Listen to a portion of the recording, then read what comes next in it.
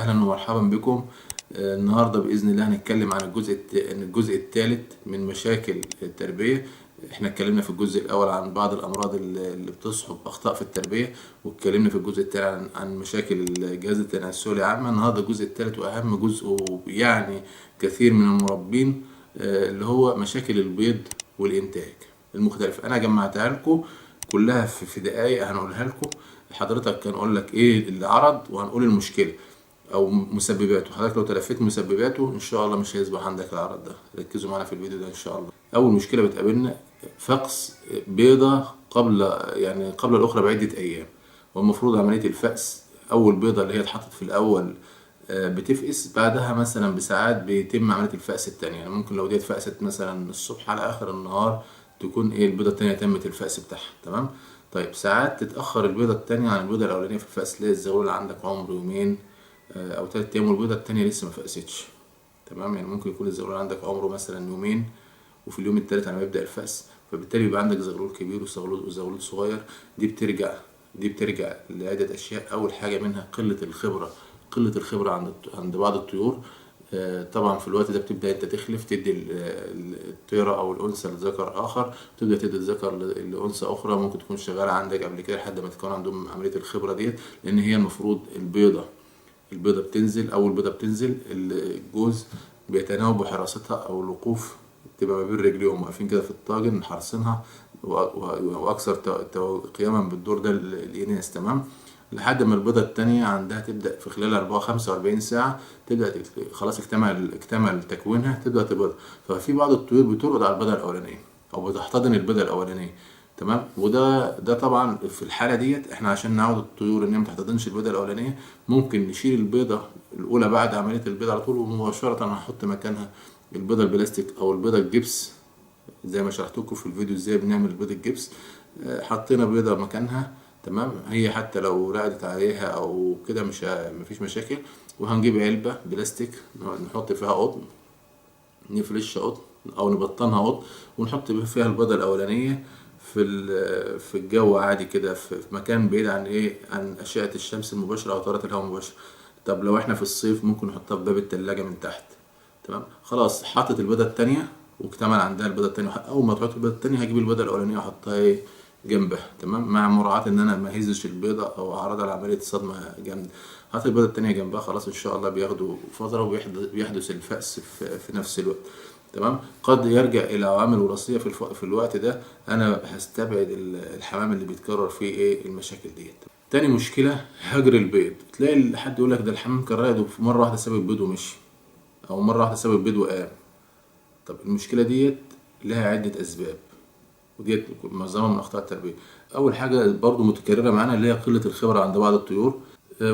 تاني حاجه وجود مرض معين في الحمام. قد يحدث سبب للاهالي الحاضنه للبيض بمرض معين خلاص مش تقدر ان هي تكمل، فده برضو يعني فطره ربنا فطرها عليها، بتبدا ان هي تهجر البيض وتبدا ان هي خلاص تبعد عن البيض عشان ما تاذيش الزغاليل اللي طالعه، انها مش تقدر تقوم بواجبها تجاه الزغاليل اللي طالعه، لان هي خلاص تعرف على طول انه ممكن يكون في مرض. الحاجه التانية كثره ازعاج الطيور. لو حضرتك على طول بتكشف على الطيور اللي هي راضعه على البيض وكل شويه تمسك البيض وتبص عليه، انت حضرتك هو البيض يعني طالما الطيور في بدايه انتاجها ان شاء الله مفيش مشاكل اتكررت منها، حضرتك ما يفضل ما تكشفش على البيض. ولو حضرتك حابب تكشف، هو الكشف بيبقى في اليوم الثالث. في اليوم التالت بتمسك البيضة وتعرضها لضوء كشاف، بتشوف يعني شكل العنكبوت او شكل تجمعات دموية على شكل خيوط عنكبوت. تمام. عقدة كده في النص وحواليها خيوط عنكبوت. خلاص تعرف ان البيضة عاقدة. تمام. بيبقى في مراحل تطور بعد كده. حضرتك يعني ما تشغلش بالك او ما تزعجش الطيور او ما تقلقش الطيور اللي ممكن مرة واحدة تسيب البيض. الحاجة التانية اللي ممكن برضو تخلي الحمام عندك يسيب العش، الإصابة بالحشرات أو الطفيلات الخارجية زي الحشرات وذباب الحمام والقمل، أو وجود حشرات في العش. ده بيقلق الحمام وبيزعجه وبيخليه إن هو يهجر العش. فيفضل إن حضرتك يبقى عندك الحمام نظيف وخالي من الحشرات. وأنا عامل فيديو مخصوص للتخلص الآمن من الحشرات ديت، سواء في العش أو سواء في الطيور اللي حضرتك بتفرخ. من ضمن الأشياء برضو اللي بتخلي الطيور تهجر العش تعرض الطيور للإزعاج، سواء أصوات مفاجئة. يعني على ما اتذكر ان في بعض المزارع بتبدا عندها ان هي في الدواجن خاصه تبدا مثلا تعمل اصوات موسيقى تعود الطيور عليها تبدأ شغالة، بحيث لو حصل صوت مفاجئ أو صوت عالي الطيور ما خلاص يعني اتعودت في وجود صوت مرتفع تمام في المكان. ما يحصلش عملية يعني ايه هياج أو إثارة للطيور. الحاجة برضو الأخيرة اللي ممكن تعمل إن الطيور تعمل هجر للطيور للعشوش أو إن هي تسيب البيض وتقوم من على البيض، التعرض لطيارات الهواء المباشرة. يعني انت لو الطاجن او المحضن او المكان المتواجد فيه الطيور ده قدام منه شباك مفتوح او طيار هواء بيجي عليه تيار هواء مباشر، ده بيزعج الطيور وبيخليها ان هي ايه ما تكملش رقاد على البيض وتهجر العش بتاعها، فيفضل عدم تعرض الطيور لطيارات الهواء المباشرة. الحاجة الخطيرة اللي بتقابل ناس كتير موت الزغاليل بالبيض أو موت الزغلول بالبيضة، وده بيبقى له أكتر من سبب. أولهم التغذية الغير متوازنة، ثانيا برودة البيض من الجو، ثالثا يعني قلة الخبرة عند الطيور الحاضنة، رابعا كثرة إزعاج الطيور الحاضنة. الحاجة الخامسة برضو الإصابات المرضية اللي ممكن تكون موجودة في الطيور الحاضنة أو في الآباء وانتقلت إلى البيض عن طريق التلوث منطقة المجمع أو عن طريق الانتقال الرأسي، عن طريق الانتقال مع البيضة أو مراحل تكون البيضة أو إصابة المبيض بتاع الطيور الناتجة ونزلت مع البيضة. من أشهر الأمراض اللي بتؤدي لكده لما تبقى الطيور حاملة للمرض ده أو المرض ده يعني أصاب المبيض فيها موجود جواها ومش موجود أعراض ظاهرية، أو حضرتك عالجت والمرض لسه يعني ما انتهاش بشكل كامل من الطيور. يعني بيفضل مثلا السالمونيلا ممكن يقعد حاملة للمرض، الميكوبلازما ممكن تبدأ برضو حاملة للمرض. فبالتالي إصابة البيضة بالبكتيريا ديت سواء نفذت عن طريق القشرة أو هي نازلة أصلا مع البيضة، ده في الوقت ده مع درجة حرارة التحضير والرطوبة والجو المكان والجو الملائم ليها بتبدأ إن هي إيه تقضي على الزغلول داخل البيض. ولو حصل فقس ممكن يموت بعد الفقس مباشرة. وساعات بيظهر في الزغاليل نقطة سمراء، ظهور نقطة سمراء كده في بطن الزغلول بجوار منطقة السرة ديت، ممكن برضو ترجع لأمراض بكتيرية بتسيب الحمام منها الميكوبلازما. تمام. فده بالنسبة للطيور الحاملة الأمراض أو الإصابات بالبكتيرية اللي نفذت عن طريق البيض المتسخ أو الملوث عن طريق فتح المجمع أو اللي هو ناتج من طيور حاملة الأمراض. أنت يفضل حضرتك إن أنت لو كان ظهر عندك مرض في القطيع، لو مثلا سالمونيلا، ما تفرخش الحمام ده غير بعد شهر بعد ما تمام شفائه وعلاجه بالشكل السليم زي ما قلنا. الفيديو اللي هو خاص بعلاج السالمونيلا ب2.5 جنيه موجود هنا في القناة، ممكن تتابعوه. بعد شهر لو فترة النقاهة تسترد الطيور حيويتها وقوتها أبدأ إن أنا أفرك الحمل. لو مايكوبلازما ممكن أستنى شهرين أو حاجة أتمنى أتأكد إن الطيور اللي عندي أصبحت خالية تماما من المرض واستردت حيويتها وصحتها عشان يطلع عندي إيه إنتاج كويس وفرخ كويس. البيضة الواحدة في بعض الحمام بدل ما يبيض بيضتين يبيض بيضة واحدة ويبدأ إن هو يحتضن البيضة تساعد تبقى البيضة صغيرة، وده بيرجع لعدة أسباب أهمها وجود إصابات بالطفيلات الداخلية زي الديدان وزي الكوكسيديا. الكوكسيديا يعتبر طفيل داخلي، وأنا شارح في فيديو التخلص من الطفيلات الداخلية على القناة هنا ازاي نتخلص منها بشكل آمن. الطفيلات الداخلية طب دي بتأثر ازاي على البيض؟ دي موجودة في الأمعاء، يعني كان ديدان أو كوكسيديا ازاي بتأثر على البيض؟ هي بتعمل تآكل لجدار الأمعاء وبتعمل التهاب في جدار الأمعاء، فبالتالي بتأثر على امتصاص الكالسيوم وترسيب الكالسيوم وبتعمل خلل أو مشاكل في قناة البيض. فبالتالي بيحدث إن الحمام بيبيض بيضة واحدة. تمام. ويبدأ إنه يحتضن البيضة ديت، وغالبا ساعات بتبقى البيضة دي صغيرة، فده بيبقى فيه ديدان. الحاجة التانية اللي ممكن تؤدي لإنتاج الحمام بيضة واحدة الإصابات المرضية، خاصة مرض السالمونيلا. ممكن تكون الطيور حاملة لمرض السالمونيلا، فده بيأثر عليها وبيأثر على كفاءتها وبيأثر برضه على الأمعاء، فبيخلي الطيور إن هي إيه تبيض بيضة واحدة. برضه يعني الأمراض البكتيرية ديت لما بتصيب الحمام بتعمل التهاب بالتبعية في قناة البيض، سواء أمراض بكتيرية زي السالمونيلا أو ميكوبلازما أو أمراض فيروسية زي النيوكاسل. فحضرتك دايما حتى لو لا قدر الله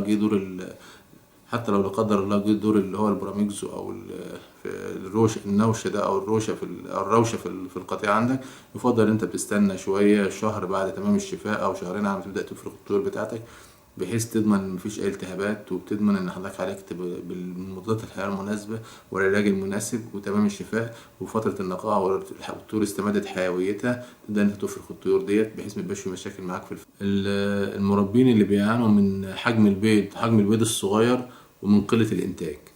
بيرجع حجم البيض الصغير وقلة الإنتاج لعدة عوامل، وأهمها التغذية الغير متوازنة. يعني لو حضرتك بتأكل غذاء مثلا في نسبة بروتين منخفضة أو مفيش حبوب أو بقوليات بشكل كافي، ده بيأثر على تكوين البيضة. تمام. إن حصل يعني نسبة البروتين المطلوبة للحمام أو المثلى بتبقى من 16 ل 19%. لو وفرت له نسبة بروتين أقل من كده، ده بيؤدي لإنتاج بيض صغير الحجم.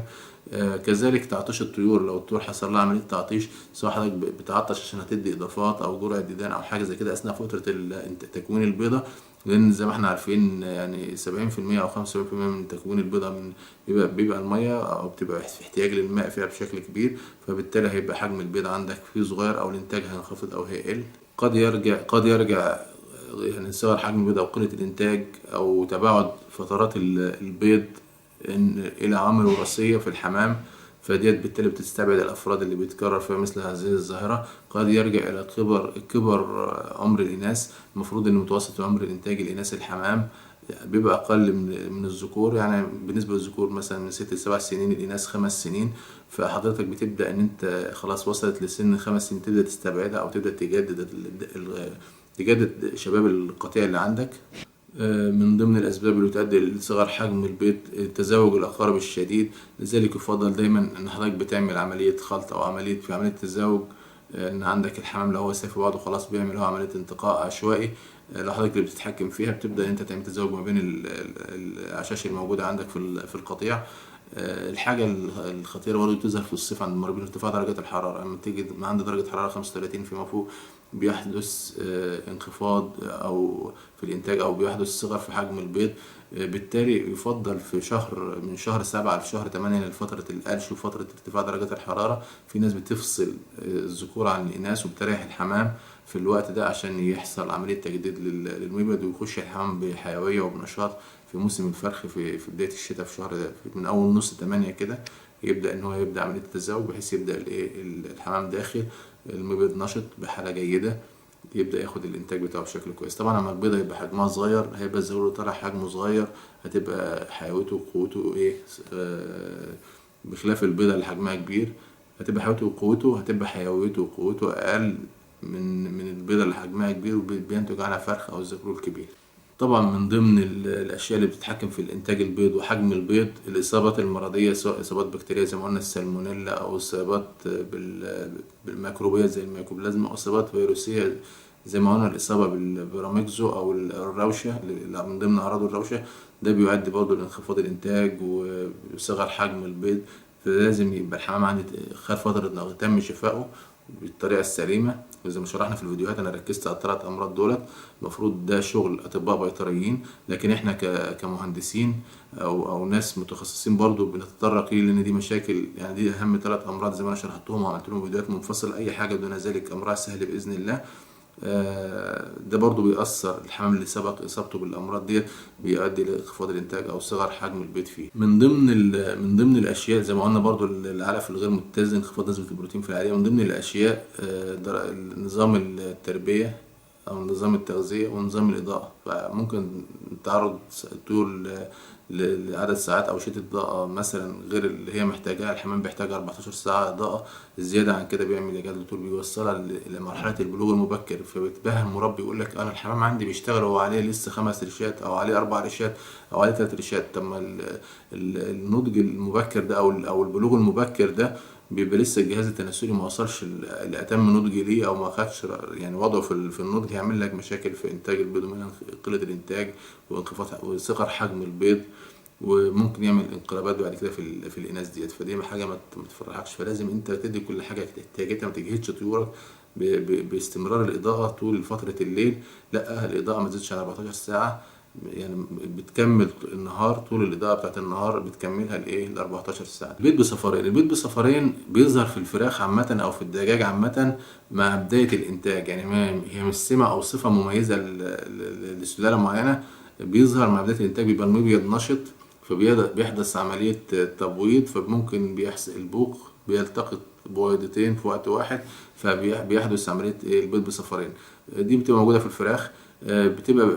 بتستمر فترة مثلا في بداية الإنتاج كده، وبعد كده بتختفي تدريجيا. بالنسبة للحمام بتحدث في الحمام وبيقابلنا البيض بصفارين، دي بتبقى نتيجة مشاكل في المبيض بتاع الحمام، أو تنشيط زائد في المبيض بتاع الحمام. لو النشاط ده أو التنشيط ده نتيجة استخدام بعض العقارات أو الأدوية، لو وقفتها خلاص بيزول الأثر. لو ده مشاكل مستمرة في المبيض بيحدث بيض في صفارين، بالتالي البيض ده حضرتك مخصب ومش مخصب، يعني مش هيحدث فيه فقس، هيحصل فيه مشاكل حضرتك بتكشف عليها وبتبان معاك في الإضاءة. ممكن لو فتحت البيضة بتبان معاك، دي بتستبعدها مباشرة من القطيع، ملهاش علاج. من ضمن المشاكل بيض بقشرة خشنة أو وجود نتوءات جيرية سواء غائرة أو ظاهرة. ده بيبقى نتيجة تأخر نزول البيض أو وجوده في قناة البيض بفترة طويلة، بيحصل ترسبات جيرية أو من الكالسيوم عليه، وده بيبقى نتيجة إزعاج الطيور. إزعاج الطيور ده بيحدث في مشكلة إن لما تحصل الصدمة أو الدكتور بيتم إفراز هرمون اسمه هرمون الإمبفرون. بيحدث إفراز لهرمون اسمه الإمبفرون، ده بيوقف عملية إفراز الكويتيك للمكون لقشرة البيضة، فبالتالي بيوقف زي ما يكون المصنع وقف، وبالتالي البيضة بتتأخر حتى تمام إفراز الكويتيك للمكون القشرة، وبالتالي بيحدث تأخر ويحدث عليها ترسبات. فدايما بلاش إزعاج للطيور، سواء الإزعاج ده متعمد، لان مشكله الازعاج اثرت معانا في كذا حاجه في البيض، او الازعاج بتاع سواء الازعاج ده متعمد او الازعاج بتاع الطيور ده نتيجه وجود مصدر ازعاج في المكان. لو في صوت عالي في المكان، هي طيورك تتعود عليه وتألفه مع الوقت. انت حاول تشغل مثلا في قرآن، في ناس بره بيحاولوا يشغلوا مثلا في الاماكن تربيه القطعان، المواشي الحلابه بالذات او الدجاج، بيشغلوا موسيقى بحيث ان هي تغطي على اي مصدر ازعاج او طيور تألف الصوت العالي. بيلجأوا برضه في الدواجن ان هو يقسم العنبر لباكيات، بحيث يعني لو الازعاج او مصدر صوت جه من مكان ما يأثرش على القطيع كله، يعني يحدث امتصاص للصدمة بتاعت الازعاج ديت او خوف الدواجن ديت في الباكية الاولانية، فبالتالي ما تأثرش على على بقية القطيع. فانت دايما وفر مكان هادي، ما تزعجش انت طيورك بتواجدك الدائم، او انت تسيرها اثناء فترة البيض او وضع البيض. تمام. في ناس بتبدأ تلاحق الطيور وبتستمتع لما بتبدأ تتصور الموضوع ده، فده بيعمل قلق وازعاج ساعات بيظهر بيض عندك بيكون لون القشرة بتاعته سمني أو مصفر، أو لون سمني ومصفر، ده على طول معروف إن ده إصابة عندك في الميكوبلازما كامنة في المبيض. بتبدأ أنت تعالج الطيور زي ما أنا قلت في العلاج بتاع الميكوبلازما، عالجتها وبتستنى 3 شهور بعد العلاج، وتبدأ أنت تفرخها في مشاكل تكررت ظهور البيضة ديت. حضرتك دايما على طول بتستبعد الأفراد الحاملة للمرض من القطيع بتاعك، لأن ممكن هتطلع لك أفراد حاملة للمرض، ممكن يحصل موت نفوق قبل الفأس، ممكن لو حصل فأس ليها تبقى حاملة المرض وتلاقي المرض نشط في الزغلول، نشط في القطيع عندك كله. فحضرتك دايما دي مؤشر على صحة الحمام او الزغلول اللي هيبقى طالع من البيض. حصل ان خلاص الزغلول طلع من البيضة وفجأة مرة واحدة كده في الاسابيع الاولى حصل انهيار للزغلول وحصل موت للزغلول. ده بيحدث نتيجة اما اصابات بكتيرية امراض، والزغلول بتبقى مناعته قليلة، حصلت إصابة مثلا موجود أفراد حاملة للمرض غير الأبوين، حصل إصابة بالماء الملوث أو الغذاء الملوث، حصل أعراض تسمم، وديت ناس كتير متاخدش بالها منها. انت بيبدأ مثلا تدي علاج جماعي، بتدي فلاجيل بالذات. الحمام الكبير لو خد جرعة زيادة عن طريق الشرب والاكل دايما بيعمل عمليه ترجيع، دي ميزه في الحمام، بيعمل عمليه ترجيع خلاص.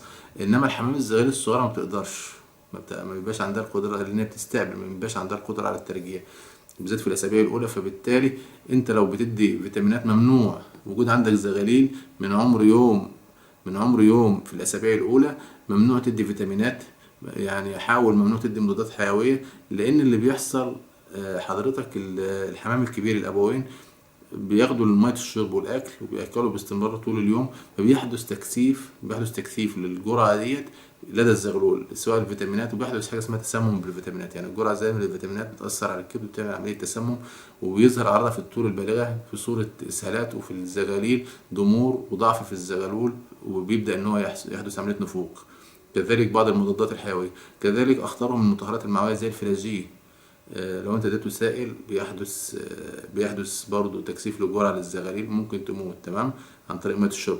طب حضرتك اديناه مثلا بجرعات منتظمة وراعينا حاجة زي كده، مفيش مشكلة. طيب ده عند الحاجة ليه؟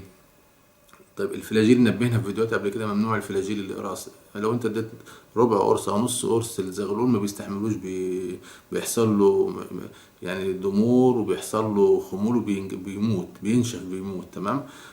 هتدي الزغلول بيبقى بعد الاسبوع الاولاني او بعد الاسبوع الثاني هو نص سنتي بق عند الحاجه، لو في ايه تجبنات او فطريات في البق مع الميكوستاتين. تمام. ما تكترش عن نص سنتي، وممكن تديهم ما تخلطهمش على بعض. ممكن مثلا نص سنتي فلاجيل، 3 نقط مثلا ميكوستاتين لمدة يومين أو 3 أيام. ده لو إيه الزغلول مثلا في الأسبوع الرابع ولا حاجة، وحالات في إصابات بتجبنات. تمام.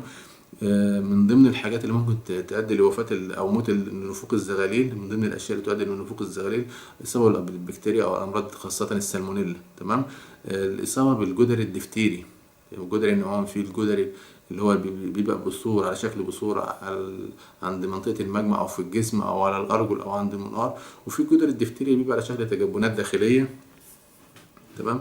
ده بتبدأ تتعامل معاه ممكن بالفلاجيل، ممكن تتعامل معاه بالمطهرات زي اليود، خاصة اليود بتطهر المكان، بتحط اليود في مية الشرب. لو انت بيتكرر عندك الحالات ديت، دايما خلي مع الفأس وجود مطهرات في مية الشرب. تمام. اليود، البرمنجانات، اليود أشدهم، لان اليود اشدهم. وجود اليود بتحط مثلا، لو انت عندك يود بيطري بتحطه بالجرعه النص طبيعي، مفيش يود بيطري هتجيب البتادين البشري، بتحط 5 نقط على اللتر، ما تزودش عن كده. ده بيقضي دايما على الايه، على الجدر الدفتيري او التجبنات ديت. ما انتش محتاج، مش محتاج اي حاجه ان شاء الله، وفائده العلاج بالفلاجيل او الميكوستاتين. موت الزغلول مباشره قبل الفقس او اثناء عمليه النقر بيحدث موت للزغلول. ده بيرجع بنسبه كبيره لنقص الكولين، او بيرجع بنسبة كبيرة لنقص الكولين أو نقص الفيتامين بي 12. فدايما حضرتك بتبقى مثلا في يعني إضافات لفيتامين بي 12 للإناث أو في مية الشرب، لأن بيساعد على التمثيل الجيد للكالسيوم، بيساعد على الفأس الجيد، لأن فيتامين بي 12 بيشجع على إفراز الكولين، على وجود الكولين، فبالتالي بيشجع على عملية الفأس. الحاجة التانية إنه ممكن يعني قبل الفقس المشاهد زي ما قلنا نشاط بكتيريا إصابة الزغلول. يبقى اذا لازم تهتم باضافات فيتامين بي 12. ممكن اضافات بيطريه، ما فيش فيه اضافات بشريه في اي مصدر. بتجيب امبول ديبوفيت وتحله على 2 لتر ميه، بتجيب بديكال شراب زي ما انا شرحت في الفيديو بتاع العلاجات المتكامله، وتحط بمقدار غطا او 5 سم على لتر ميه. اهتمامك بطيورك، العناصر الغذائيه متوفره، الاملاح المعدنيه، ما انتش الاحماض الامينيه والاملاح المعدنيه متوفره في ميه الشرب بصفه دوريه. ممكن الاضافات ديت بتبقى مثلا مرتين في الشهر ولا حاجه، خلاص انت طيورك بتبقى بصحه كويسه، مفيش نقص في اي حاجه ان شاء الله.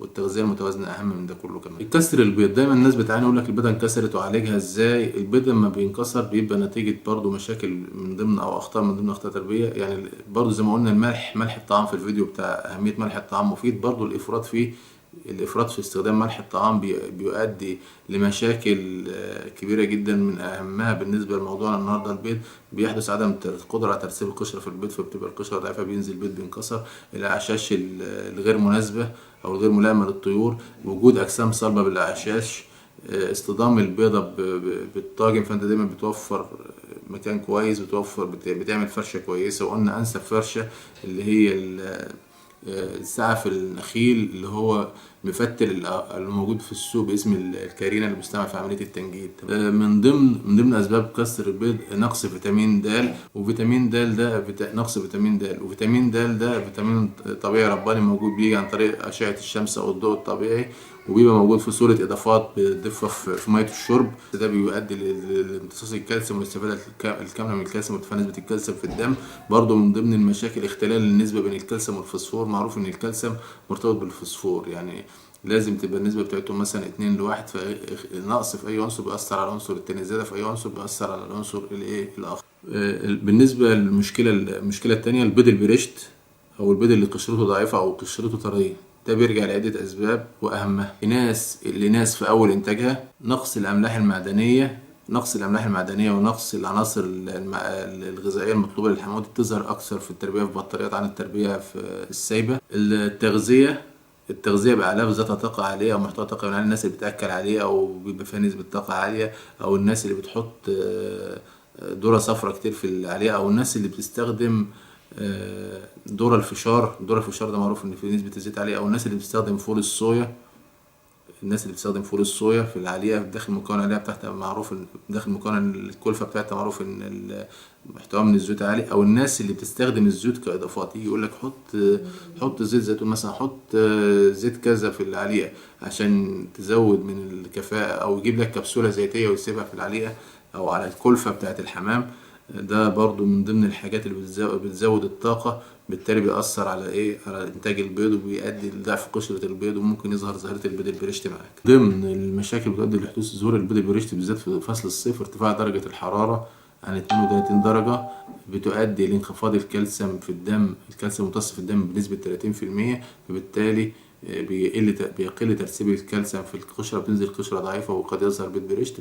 أيضا ارتفاع الرطوبة في المكان بيساعد على الإحساس بالإجهاد الحراري. طيب زي ما قلنا برضو زيادة الرطوبة بيؤدي لزيادة الإجهاد، أو زيادة الإجهاد الناتج عن ارتفاع درجة الحرارة، أو زيادة الإحساس بالحرارة. وفي مشكلة بيقع فيها المربين، إنه بيجي في فصل الصيف في عز الحر يبدأ إن هو يرش مية في جو المكان، أو يرش مية على الطيور وبيرفع رطوبة المكان. وبعض المزارع الدواجن بيجيب الألواح من التلج ويحطها تحت المراوح ما بين في الطرقات، يعني إنه بيقلل من درجة الحرارة كده وبيرفع الرطوبة في المكان.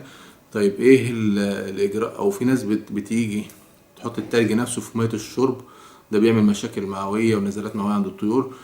طب ايه الاجراء السليم؟ الاجراء السليم ان انا ما ارفعش الرطوبه في المكان عشان ما ازودش الاحساس بالحراره او بالاجهاد على الطيور، لان الطيور ما عندهاش غدد عرقيه ما بتعرقش، فبيحصل لها عمليه احتباس حراري، او بيحصل لها عمليه احتباس حراري او تاثر بالحراره. فانا ببدا ان انا ادي ادويه او اضافات، ببدا ادي اضافات. في ادويه مشهوره بقول لك تدير الحر، احنا بنستعيد عنها بالاضافات الطبيعيه زي الليمون، فيتامين سي، والكربونات، ودي بتبقى مصادر طبيعيه انها بتقلل الاحساس بالاجهاد الحراري بالنسبه للطيور. يعني الشيء بالشيء يذكر. برضو من ضمن الاشياء اللي بتؤدي للبيض البريشت النزلات المعويه، الاصابه بالديدان، الكالسيوم، فهي نقص الكالسيوم، نقص الاملاح المعدنيه، نقص فيتامين د. فدي كلها حاجات لو تلاشيناها هنتلاشى مشاكل يعني نلاحظ ان كلها متكرره معانا. لو تلاشينا الحاجات دي كلها، ان الطيور بتاعتنا ما فيهاش ديدان، في تغذيه متوازنه، نسبه البروتين مرتفعه في العاليه، عدم الاعتماد على مواد اللي بترفع نسبه الطاقه في العاليه، ما فيش طفيلات داخليه سواء كوكسيديا او ديدان، ما فيش حشرات في المكان، ما فيش حشرات في الطيور، ما فيش امراض، هيبقى عندك انتاج كويس، مش هيبقى عندك مشاكل في الانتاج. فهي كلها مرتبطه باخطاء في التربيه. برضو من ضمن الاشياء الاختلال النسبه بين الكالسيوم والفوسفور. يعني في ناس بتوصي في فيديوهاتها يعني عندها، يعني ناس كتير بتجرب في طيورها اضافه ثنائي فوسفات الصوديوم، يعني كمخصب للطيور، اضافتها للكلفة.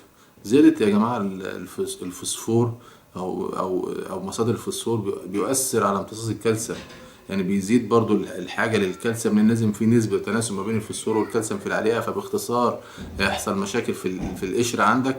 فانت ما ينفعش تزود مصادر الفوسفور، لازم يبقى في نسبة وتناسب، تراعي النسبة والتناسب. ويفضل الاضافات ديت، يعني ثنائي فوسفات الصوديوم ده او الاضافات يعني الحاجات المخصبه هنتطرق ليها، يفضل ان انت تبقى معاملات فرديه او عن طريق الحقن، ما يفضلش اضافتها في ميه الشرب او عن طريق الاضافات بصفه دوريه للعليقه، لان هتعمل لك مشاكل في القشره. طبعا قلنا الاصابات المرضيه اما عن طريق البكتيريا السالمونيلا، او ميكروب الميكوبلازما، او فيروس البراميكزو. الطيور اللي كانت مصابة أو عندها إصابة أو ما زالت حاملة للمرض دي بتبقى فيه مشكلة عند يظهر البيض البريشت.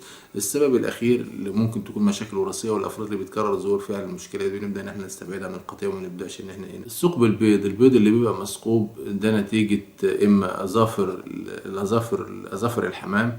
في بعض الطيور المربى ببطاريات بتبقى أظافرها طويلة، يعني زي ممكن بتبقى حادة، ممكن تجرح الزغاليل حتى بعد الفقس، تعمل ثقب في البيض.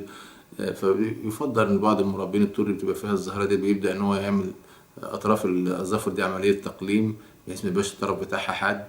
عمليه تقليم بمقص بيبعد عن الجزء اللي فيه الدم في الاطراف خالص، مش هيحصل اي مشاكل عنده، وبس كسر الحديه بتاعتها عشان حتى الزغاليل اللي تطلع عند ظهرها ما تتجرحش، او جسمها ما يتجرحش ساعه الاظافر بتاعت الحمل تبقى عاملة زي الموز بتفتح الحوصلة بتاعت الزغلول وهو صغير. تمام.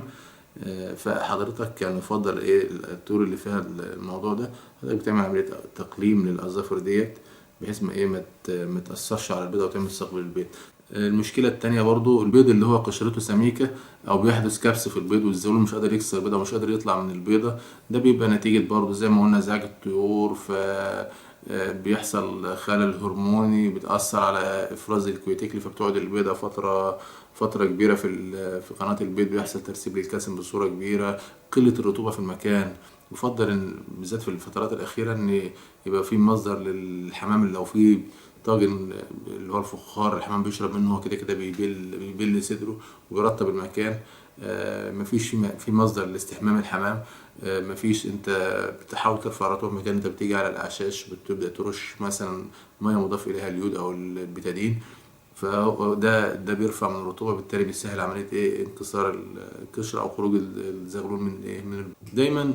برضو سماكة القشرة بتزيد في الحمام وبيزيد نسبة الكالسيوم وترسيب الكالسيوم فيها بعد فترات القلش، وبرضو قد يرجع برضو سبب زيادة سمك القشرة أو زيادة ترسيب الكالسيوم فيها إلى عوامل وراثية. دي بنستبعد الأفراد البيض اللي هو بيبقى الرايق أو الغير مخصب، إما بقى الكبر سن الذكور، عقم في الذكور، مشاكل في الذكور، تغذية غير متوازنة، عوامل وراثية بنستبعد الأفراد دي. برودة البيضة، تعرض البيض للبرودة نتيجة تعرض البيض للبرودة في الأيام الأولى، الصراع ما بين الذكور والإناث والذكور أثناء التزاوج، بيبدأ الذكور يعني لو الكثافة مزدحمة في المكان عندك أو أنت مزود عدد الطيور في المكان عندك وفي ازدحام في الكثافة ومفيش ملاعب للطيور، أو في مثلا زي خشب تلاقي في الطيور يطلع عليه، أو يعني أرفف أو أماكن الطيور تتوزع فيها، وفي مثلا خلاطات للتهدئة في أكل، فيبدأ عملية التزاوج أثناء تزاحم الطيور يبدأ في الذكور بتضرب بعضها فبتقلل من نسبة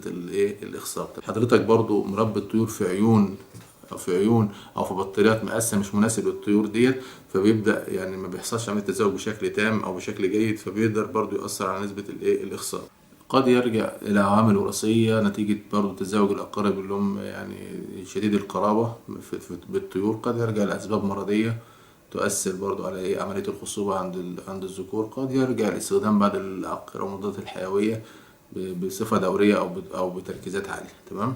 بيحدث ممكن يعمل زي عقم مؤقت عند الطيور دي. برضو البيض اللي هو فيه منقور والزول بدأ يطلع، قلنا إما نقص فيتامين B12، نقص الكولين، عوامل وراثية، إصابات مرضية، نقص الرطوبة. يعني ساعات بيطلع البيض له رائحة كريهة، خاصة سواء مثلا رائحة مثل رائحة السم أو رائحة السمك، ده بيبقى نتيجة خلل في المبيض أو عوامل وراثية. ودي بتلاحظ أصلا كمان وجود زفارة في ريحة في النفس بتاع الطيور ليلا لو أنت تتفقدها، ويبقى البيض له رائحة.